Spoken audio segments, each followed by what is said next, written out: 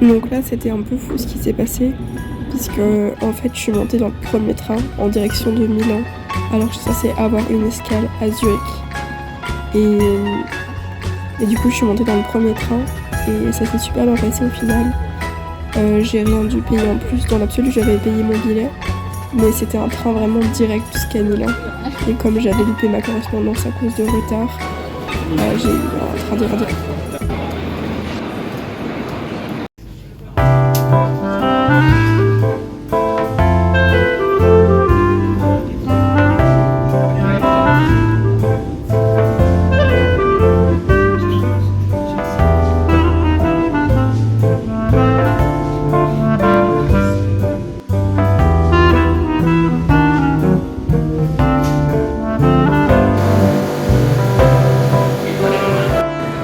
Je suis ma grosse touriste et je crois que j'ai un peu le balai sur ce que je vois.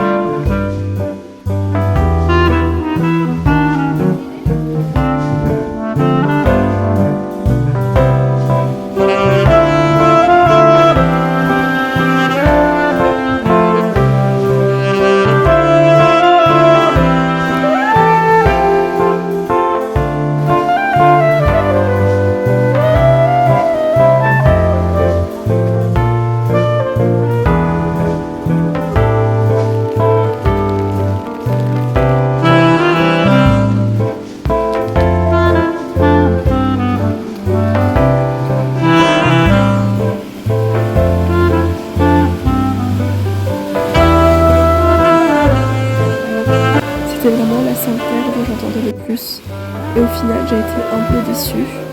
Et c'est presque celle que j'ai moins préférée dans les 3 que j'ai vues. Parce qu'il y avait un peu trop de touristes à mon goût. Et aussi c'était le temps aussi qu'il faisait.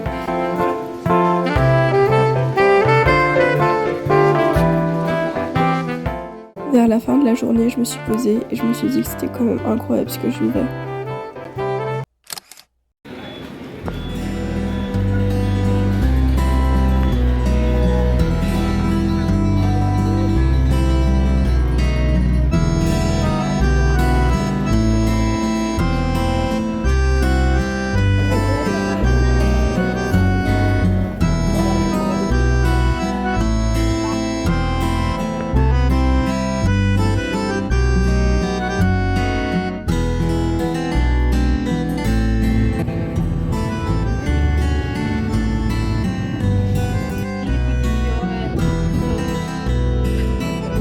Ce jour-là, c'était un peu inopiné, mais j'ai rencontré 2 filles dans mon auberge de jeunesse.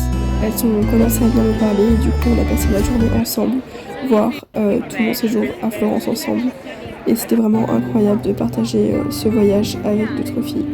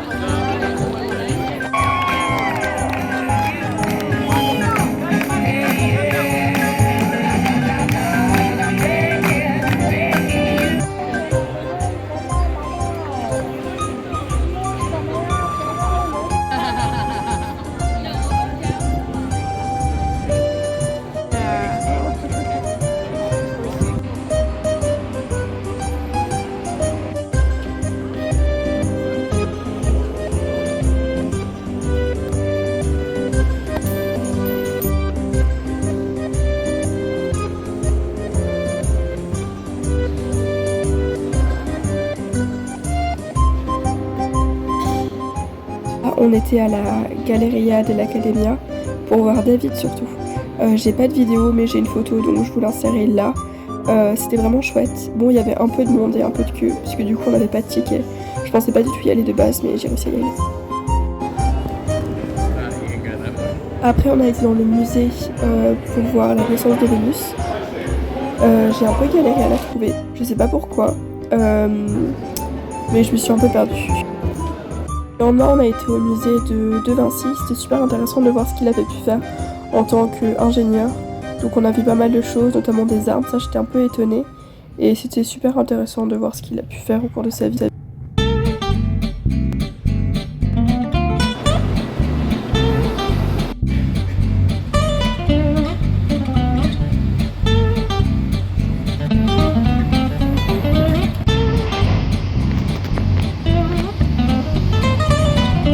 Une des choses qu'on oublie quand on fait du train, c'est que vraiment les paysages sont vraiment magnifiques.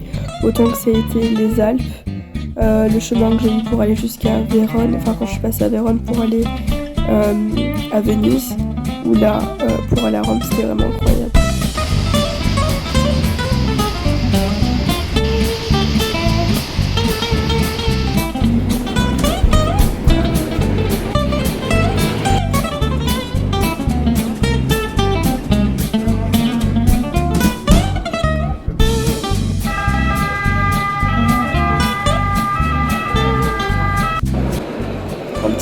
stress en arrivant au Vatican parce que j'ai cru que j'avais les épaules trop dégagées. Au final, ça a été.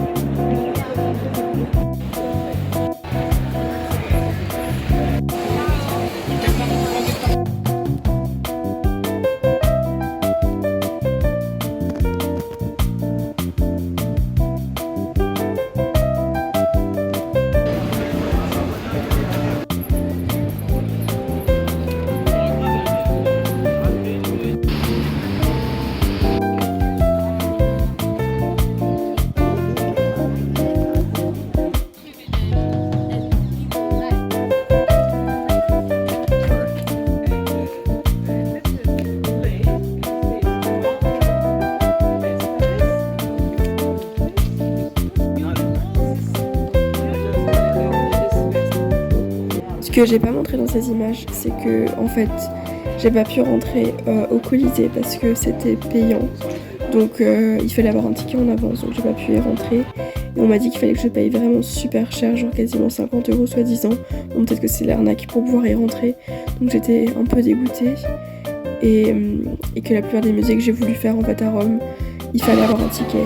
Et du coup j'étais un peu dégoûtée, ou alors c'était assez cher. Alors qu'à Florence, malgré le monde, j'ai quand même pu faire la queue et rentrer dans certains musées, malgré que j'avais pas forcément de ticket.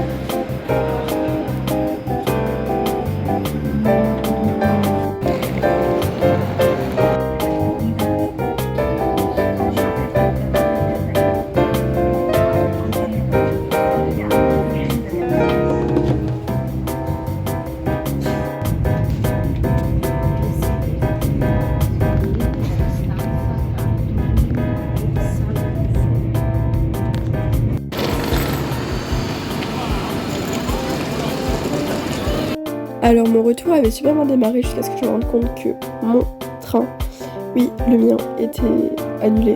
Donc j'ai été voir un contrôleur qui m'a dit en fait que je pouvais prendre un train qui était direction Francfort. Donc c'est celui que j'ai pris et ça a été super long. En fait j'ai traversé la Suisse et à chaque fois, autant à l'aller que le retour, traverser la Suisse c'est ce qui a été le plus long. Mais les paysages étaient très jolis, mais juste c'était très long puisque au final entre mon arrivée à Milan et mon arrivée à Bâle, il y a eu 6 heures, donc c'était assez long.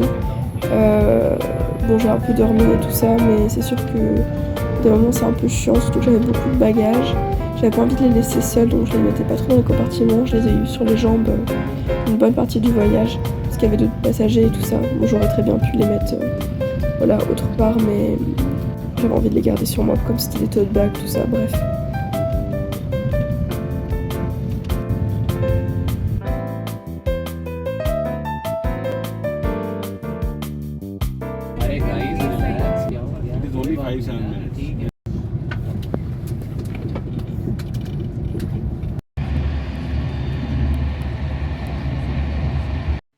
Hello, donc Donc là je rentre d'Italie, je suis rentrée hier soir et j'avais envie de vous faire un petit bilan et de gratter aussi ma carte puisque je voulais peut-être pas montrer, je crois que j'ai dû vous la montrer dans un vlog, mais j'ai acheté une carte d'Europe avec les pays que je voulais visiter, enfin en gros les pays d'Europe à gratter.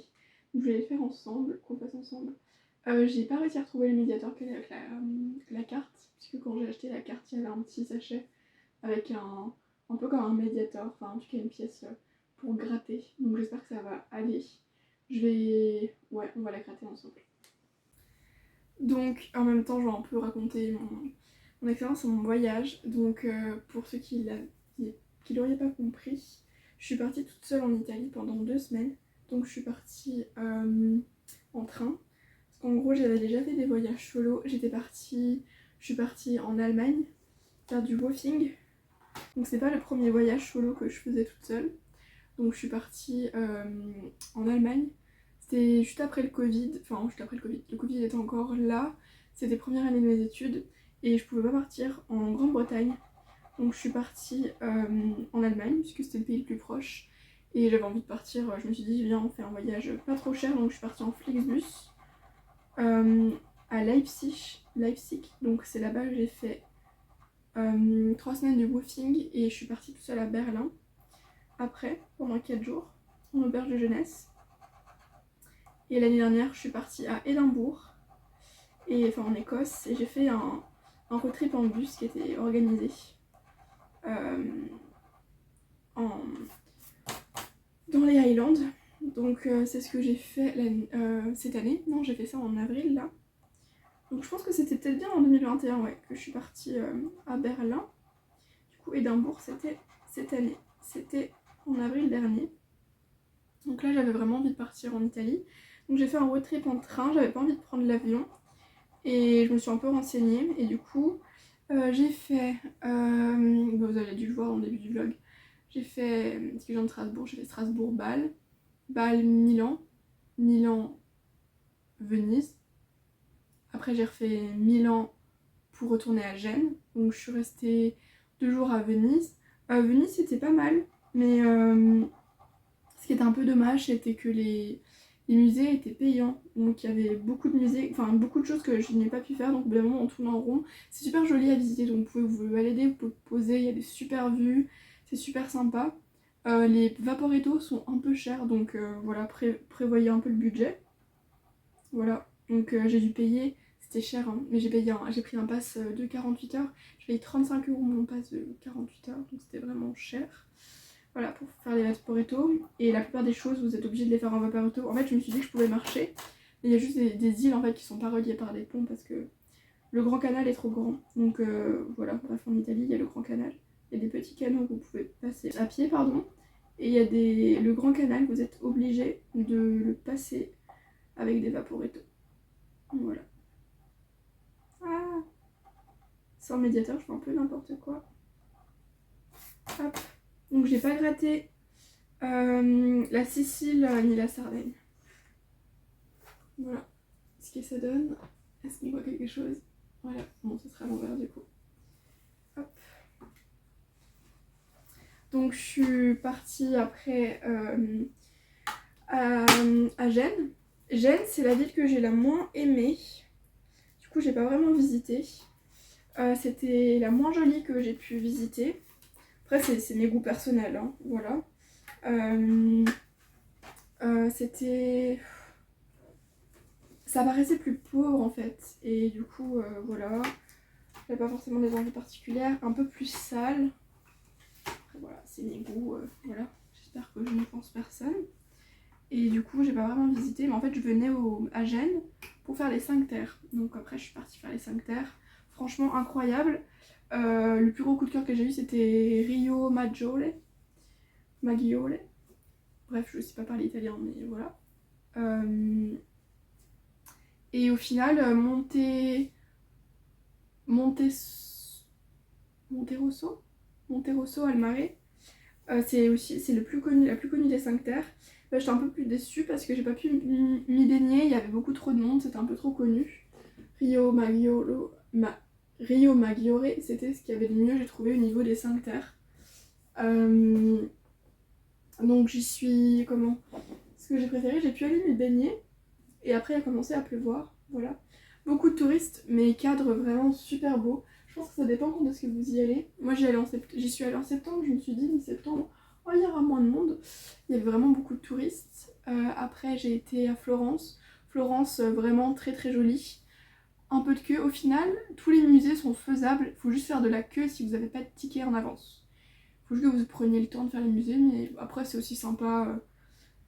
C'est aussi sympa, enfin c'est l'ambiance. Rome, beaucoup de monde, beaucoup de monde. Vous voyez que c'était un peu plus...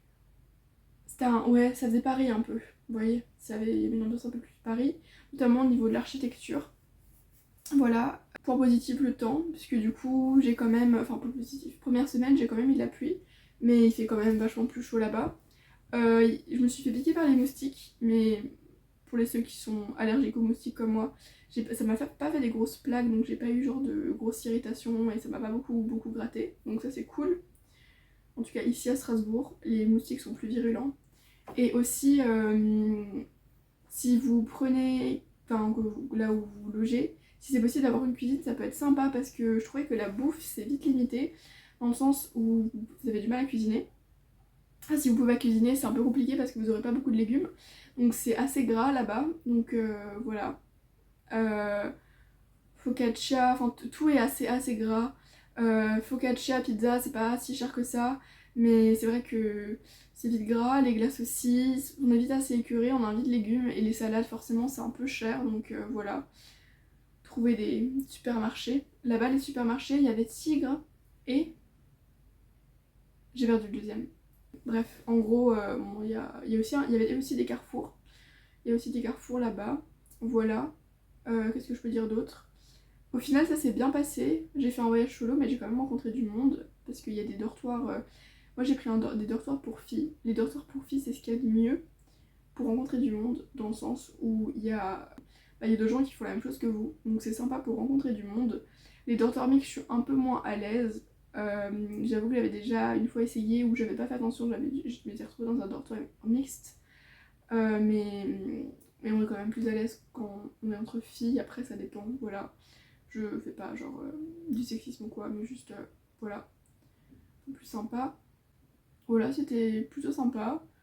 Le train est pas si cher que ça, donc moi j'ai choisi de pas prendre un pass Interrail parce que je trouvais que ça me revenait moins cher de pas prendre le pass Interrail. Autant l'aller-retour, peut-être ça m'aurait peut-être un petit peu économisé. De base, je pensais en avoir pour pas trop cher. Au final, j'en ai eu pour en moyenne 80-90 € aller. Donc ça va encore. Et après, les petits trajets que j'ai fait entre les villes, ça m'a jamais coûté plus de 20 €. Le plus cher que j'ai eu, c'était entre Rome et Florence, puisque c'est là où il y avait la plus grosse longue distance dans tous les trajets dans lesquels que j'ai fait en Italie. Donc je crois que j'en ai pour 26 peut-être, donc ça c'est peut-être un peu... voilà.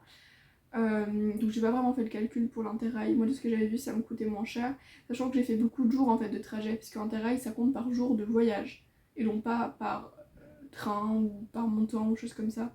Donc j'ai fait la plupart des jours, à part quand je restais plusieurs jours dans une même ville, voilà, j'ai fait les mêmes trajets. J'ai oublié de dire que j'avais vu Pise. Pise c'était vachement sympa, il y avait du monde et si vous pouvez, faites autre chose que juste visiter la tour. Si vous avez le budget pour 10 €, vous pouvez faire tous les sites qui sont autour. Donc c'est toujours dans l'espèce de grand parc où il y a le tour de Pise. Ils sont vachement sympas, j'ai beaucoup aimé le cloître. Il y a un cloître, il y a un dôme, voilà, il y a une cathédrale, tout ça. J'ai pas pu y aller à la cathédrale parce qu'il y avait quelque chose organisé le soir, c'était fermé. Mais c'était assez sympa, voilà. Et pour l'italien, la plupart des endroits où vous allez, les Italiens parlent anglais. Mais si vous essayez de parler à des Italiens, en général ils auront un peu plus de mal à parler en anglais. Ce que je veux dire par là, c'est que dans des auberges de jeunesse en général, quand je rencontrais des Italiens, j'étais un peu genre sur Google où j'essayais de faire des phrases en italien parce qu'ils comprennent un peu mal l'anglais. Mais sinon, grosso modo, avec l'anglais, vous êtes tranquille pour les restos. Juste, j'étais dans une auberge de jeunesse et il y avait un mec qui avait du mal à comprendre la commande, quoi, parce qu'il parlait pas très bien anglais. Il comprenait juste rien en anglais, enfin, pas grand chose en anglais, il comprenait pas ce qu'on lui disait. Voilà, donc c'était un peu mon bilan. J'avais un peu peur de me faire emmerder, mais au final ça s'est bien passé. Surtout parce que j'étais entourée d'autres filles, donc j'ai fait pas mal de villes, notamment Florence et Rome, je les ai fait accompagner. Donc ça c'était sympa, dans le sens où il ne va pas avoir peur de rentrer à l'hôtel ou quoi, parce qu'il y a quelqu'un avec vous pour faire le trajet. Bon, j'ai fait des trajets seuls, hein, bien sûr, mais ce que je veux dire par là, c'est que bon, les auberges, si vous voulez choisir de faire un voyage solo dans des auberges de jeunesse, et que vous êtes une fille, c'est sympa de faire dans des dortoirs de filles pour rencontrer d'autres personnes. Voilà. Parce qu'il y a d'autres filles qui font aussi la même chose que vous. Faut pas croire que souvent on est les seuls à vouloir faire des voyages solo. Donc voilà. Et au niveau de l'internet, tout dépend de votre abonnement. Mais moi j'avais le droit à 10 gigas dans mon abonnement déjà d'internet en Italie. Donc ça allait à peu près. Au bout d'un moment on a un peu ric-rac, donc j'avais quand même pris des cartes. Voilà. Si jamais vous avez d'autres questions, n'hésitez pas à les mettre en commentaire. Si jamais vous avez des questions sur mon voyage, sur à peu près n'importe quoi au niveau de mon voyage, n'hésitez pas. Et puis on se retrouve dans une autre vidéo.